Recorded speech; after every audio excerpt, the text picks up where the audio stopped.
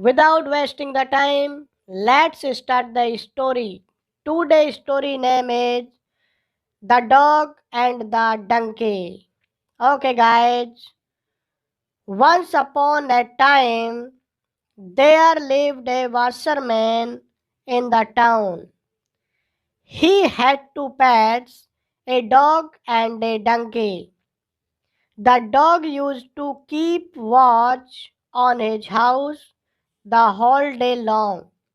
The donkey used to carry the washerman's load to and from the riverside. One night, the washerman was sleeping soundly, and a thief came into the house. The dog too was fast asleep, so he did not bark at the thief. But the donkey was awake. He saw the thief and thought to awaken his master.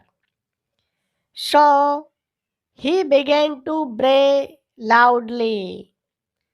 The thief ran away in fear.